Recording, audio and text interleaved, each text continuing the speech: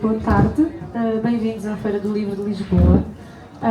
Em nome da Tinta da Espina, começo por agradecer a vossa presença. Estamos aqui para falar de uma coleção que temos estado a desenvolver pela Comissão Comemorativa 50 anos 25 de Abril, que se chama o 25 de Abril Visto de Fora. Este é o volume mais recente, a política no Portugal contemporâneo, e vamos dedicar-lhe um bocadinho mais de atenção hoje, mas de certa forma vamos dar um contexto também da coleção. Para isso tenho aqui comigo a Maria Inácia Rezola, que é a comissária da Comissão Comemorativa 50 anos 25 de Abril, o António Costa Pinto, que é o diretor desta coleção e que tem ajudado a selecionar, e o Michael Baum, que a Inácia apresentará mais detalhadamente a seguir, que nos falará um pouco deste livro mais recente. E por isso passo desde já a palavra à Maria Inácia Rezola. Obrigada. Eu começo por aquilo que normalmente se faz no fim, que é por agradecer. Agradecer desde já a presença de todos. Temos sorte de estar uma tarde agradável, não é? Com esta brisa, apesar das previsões que iria estar num calor impossível. Agradecer à Tinta da China. Esta tem sido uma colaboração muito entusiasmante para todos. Como a editora nos disse, esta coleção foi pensada para acompanhar todo o programa das comemorações, um total de 10 volumes, sobre os quais o coordenador da obra, o professor António Costa Pinto, depois poderá falar um pouco mais. Neste momento saíram já 7 volumes que analisam, abordam e incidem sobre aspectos diferentes da democratização e alguns sobre aspectos particulares da Revolução, seja numa perspectiva nacional, seja numa perspectiva comparada. São obras maioritariamente, à exceção de uma, maioritariamente de autores estrangeiros que nunca tinham sido traduzidas para português. Algumas destas obras são também datadas e já vamos ver, neste caso concreto, o contexto em que este livro surgiu, mas a verdade é que, como irão perceber quando os lerem, quando lerem estes volumes, é que eles continuam a ter uma enorme atualidade. Portanto, além de serem referências e fontes historiográficas, são também livros que nos continuam a fazer pensar como é que se construiu a democracia portuguesa. Compete-me fazer uma brevíssima apresentação dos dois autores. Eles têm currículos muito extensos e sem pretender desgraduar os dois autores, vou ser necessariamente breve. Apesar deles terem trajetórias distintas, ambos, podemos dizer, dedicam-se ao estudo da democracia portuguesa e das instituições políticas e têm-se frequentemente cruzado em contextos diferentes, em colóquios, em publicações e em projetos. Michael Baum é um politólogo americano, podemos dizer que é a linha de fundo da sua formação, doutorado em Ciência Política pela Universidade de Connecticut. Especializou-se em estudos de política portuguesa e europeia, com incidência na questão das democracias, das transições democráticas, política comparada, tem também vários estudos sobre sistemas eleitorais e sistemas de partidos e relações entre sociedade civil e Estado. Foi professor na Universidade de Massachusetts. Eu estou com as palavras em inglês. Exatamente. Onde também foi diretor do Centro de Estudos Portugueses e Cultura. Tem uma fortíssima ligação a Portugal, vivendo e trabalhando em Portugal há vários anos. É docente da Universidade Católica e atualmente também membro do Conselho Executivo da Fundação Luso-Americana para o Desenvolvimento. Como já referi, publicou vários estudos e participou em várias conferências sobre a democracia portuguesa, partidos políticos, eleições e identidade política. E o último aspecto que eu queria destacar, o diálogo que tem promovido entre as instituições portuguesas e as instituições norte-americanas a vários níveis. O professor António Costa Pinto podemos dizer que é um dos mais reconhecidos politólogos e historiadores portugueses, uma figura central não apenas no debate académico, mas também no espaço mediático. Penso que muita gente o encontra agora e diz que o conhece da televisão. É investigador coordenador do Instituto de Ciências Sociais da Universidade de Lisboa e atualmente é também professor catedrático da Universidade Lusófona. É doutorado pelo Instituto Universitário de Florença, Europeu de Florença, e foi investigador visitante em várias universidades estrangeiras, como Berkeley, Georgetown, entre outras.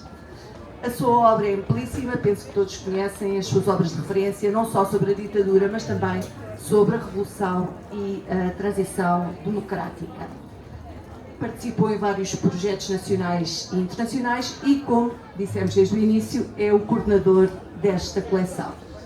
E vou passar-lhe a palavra precisamente para apresentar esta coleção antes de passarmos ao nosso apresentador.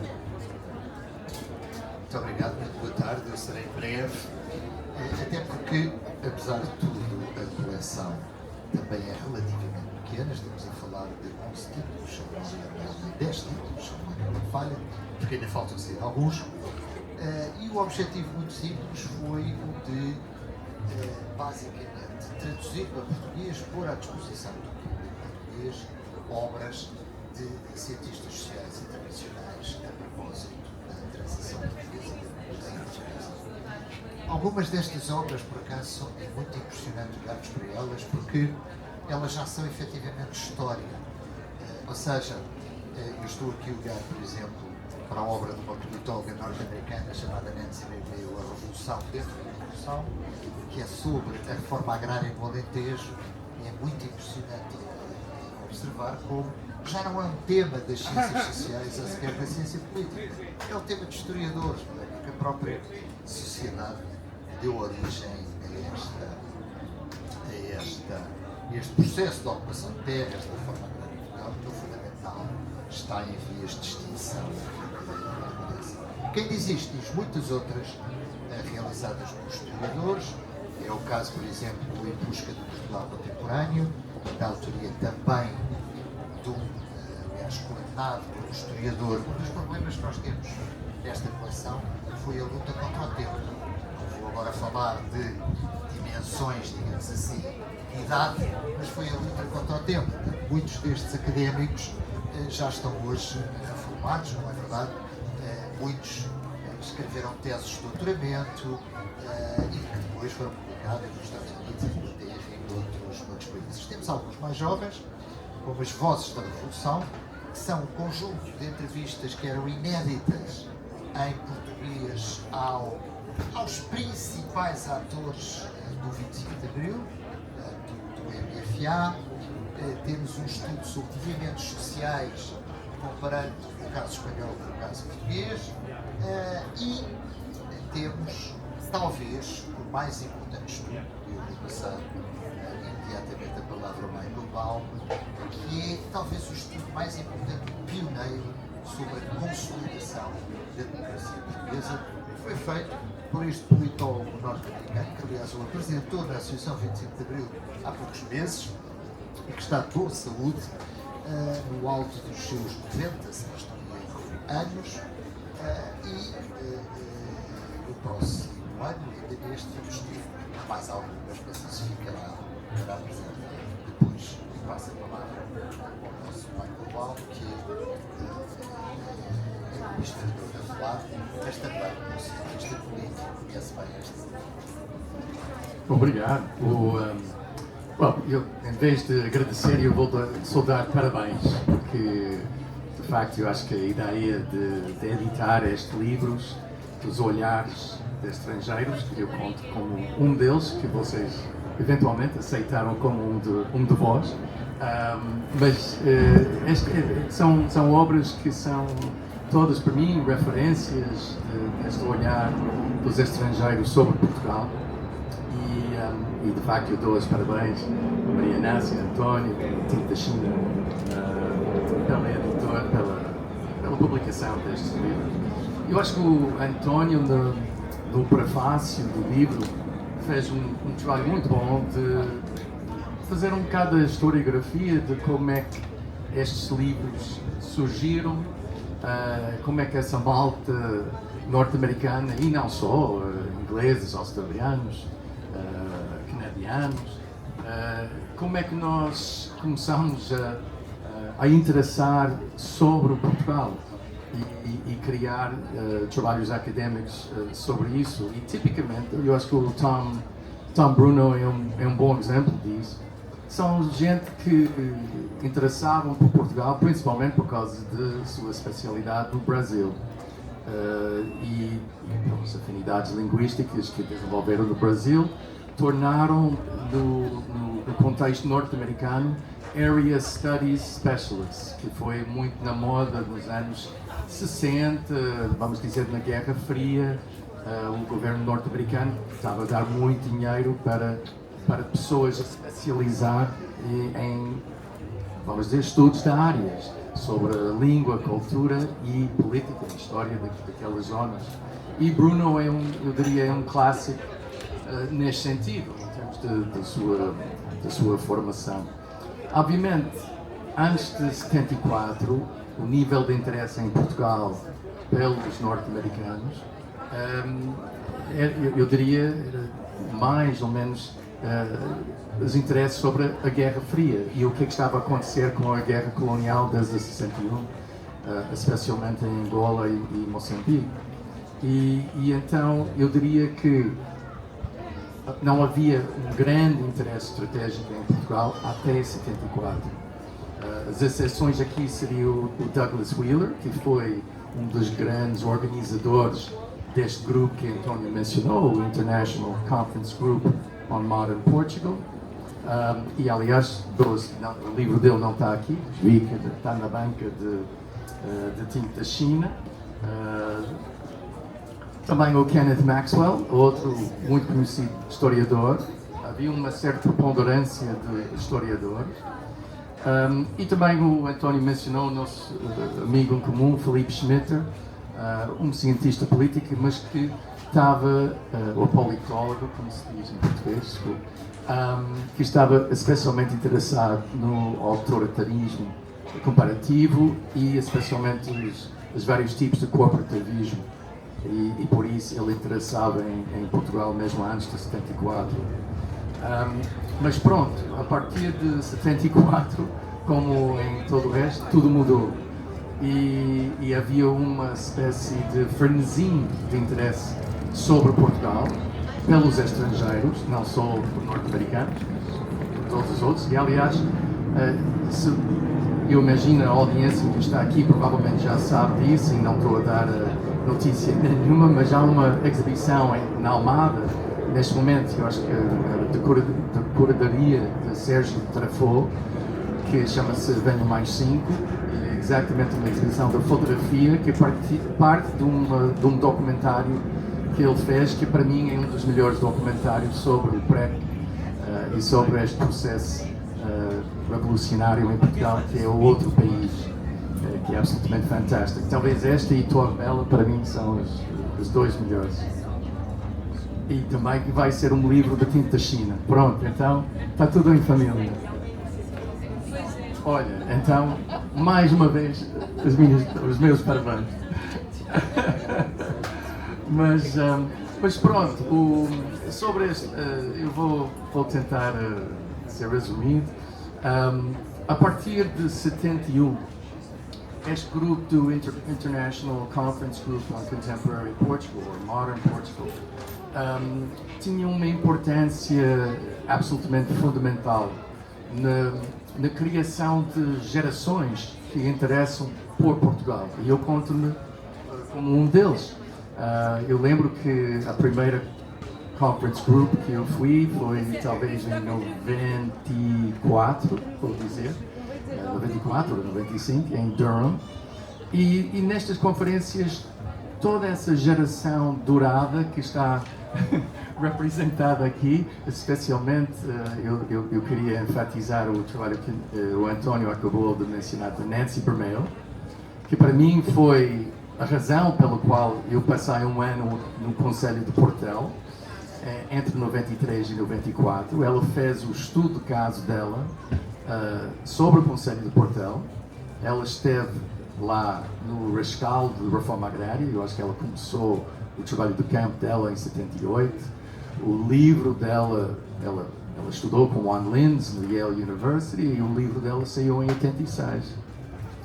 E ela foi sempre super encorajadora, e aliás eu diria esta era outra coisa do Tom Bruno e do Doug Wheeler e do próprio António Costa Pinto, que sempre abriram as portas para a próxima geração. E este livro, para mim, foi um bocado... Eu não sabia nada sobre Portugal quando eu comecei a vir cá, foi em 88. Eu vim cá como um jovem para dar aulas aqui no Instituto Americano, cá no Duque. E nunca pensei que eu ia fazer nada sobre Portugal. Mas por várias razões, que não vale a pena entrar, eu encontrei uma área de estudo completamente de portas abertas, com pessoas que sempre eram super prestáveis nos seus contactos, nas suas fontes. E com Tom Bruno eu encontrei exatamente este tipo de apoio. Este trabalho, este livro foi, por isso, eu diria, um dos trabalhos pioneiros na área da ciência política. Quando eu cheguei cá em 88, em termos profissionais, a ciência política ainda estava um bocado na sua infância. Havia muitos estudos de constitucionalismos comparativos, eu diria. E só nos anos 90, e especialmente nos anos 2000, começou a ser muito mais o que é hoje, que é completamente cutting edge e está na crista da onda e não precisa de ajudinhas de ninguém, está completamente autossuficiente. Mas quando eu estava a começar em 93, 94, o trabalho de Bruno e especialmente o trabalho que ele estava a fazer com Mário Bacalhau, que eu queria assinalar, outro colaborador do Bruno e do McLeod, neste livro e noutros que Tom Bruno ia publicar uns anos depois, aliás, com o apoio da FLAD, eram verdadeiramente pioneiros na utilização da opinião pública sobre comportamentos e atitudes políticos dos portugueses, que foi a área que, por acaso, o meu estudo centrou. E eu acho que vale a pena comprar este livro por várias razões, não só pelos dados de comportamento e opinião que tem lá dentro, mas tem um olhar muito interessante sobre aqueles anos dos meados dos anos 80, quando o PRD era uma estrela cadente, não é? Que apareceu de repente, um bocado como os tempos em que estamos a viver agora na política portuguesa. Eu estava a reler alguns capítulos antes de vir cá hoje e de facto eles têm alguns elementos aqui muito interessantes sobre o que estava a acontecer na economia política portuguesa nesses anos duros, não é? Do princípio dos anos 80, com crises e intervenções do FMI.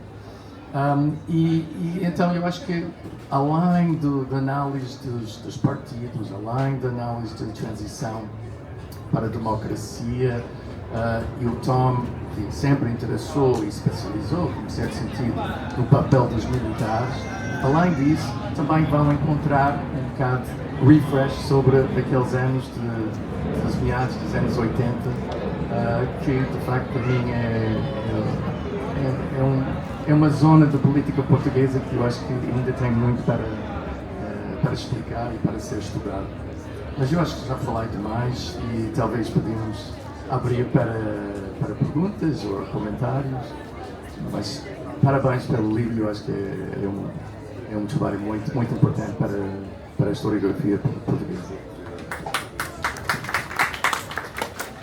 Eu acrescentaria só uma perspectiva nacional, que é na outra sessão da apresentação do livro, tivemos como a intervenção da politóloga Marina Costa Lobo, uma reconhecidíssima politóloga portuguesa, e ela deu a perspectiva dela da portuguesa que descobriu a ciência política e as metodologias da ciência política através deste livro. Portanto, temos aqui a visão de fora e tivemos a visão de dentro na outra sessão. Não sei se alguém do público gostaria de colocar alguma questão ou a qualquer um dos presentes na mesa. Senão eu, se calhar, António, perguntava-lhe, já que tem feito esta curadoria, também um bocado o percurso desta coleção, não é? Porque nós este ano vamos ter mais um título ainda, sim, o Lisbon Rising, e no próximo ano vamos ter 2 que já são mais, sim, que já são mais sobre questões coloniais, e aí concluímos um bocado este ciclo. Gostava de que nos desse um bocado essa perspectiva. Muito bem, então, o próximo volume desta coleção é da autoria do mais jovem, não faz parte nem dos que infelizmente já faleceram, nem dos que estão eventualmente na véspera de falecer. É o único português, ensina na Universidade de Cambridge, chama-se Pedro Ramos Pinto e fez uma tese sobre os movimentos sociais urbanos, justamente de 74 e 75. Portanto, é um trabalho bastante interessante, nunca foi publicado em português, que sim, em inglês também é bastante simpático. A seguir, vamos ter, a propósito da descolonização, talvez, em minha opinião, claro, modesta neste caso, o estado da arte mais interessante publicado nos anos 90, estamos a falar dos anos 90, por infelizmente um cientista social de origem francesa, chamado Patrick Chaval, já falecido, que era professor no King's College, juntamente com o antigo assistente dele português, sobre a dinâmica de descolonização, mas, mais importante do que isso, sobre a natureza dos sistemas políticos pós-coloniais, ou seja, no fundo, dos sistemas políticos que a descolonização portuguesa deu à África. É uma análise comparativa de Cabo Verde, Guiné-Bissau, Moçambique, Angola e São Tomé, que também nunca tinha sido publicado em português, e esperemos que assim o seja. Depois temos uma obra do antropólogo, neste caso de uma antropóloga norte-americana, que, na base, tema pioneiro, tendo em vista os atuais debates na sociedade portuguesa sobre o tema da imigração, da descolonização, etc., sobre as comunidades africanas em Portugal que vieram, entre aspas, com a descolonização portuguesa, algumas das quais já cá estavam, e as suas atitudes perante o 25. Para já, são os próximos 3 volumes e eu creio que encerramos justamente com esta série de 10 livros sobre o Portugal contemporâneo. Muito obrigada, António. Inácia, não sei se quer dizer mais alguma coisa, se não, e se ninguém tiver questões, nós encerramos a sessão. Os livros desta coleção e também o do polícia que referiu, e o Venha Mais 5 ainda não, mas em breve já estará pronto, estão disponíveis na Tinta da China, que é já aqui, e espero que os possam descobrir e que possam fazer estas leituras. Obrigada a todos e obrigada a todos os que assistiram.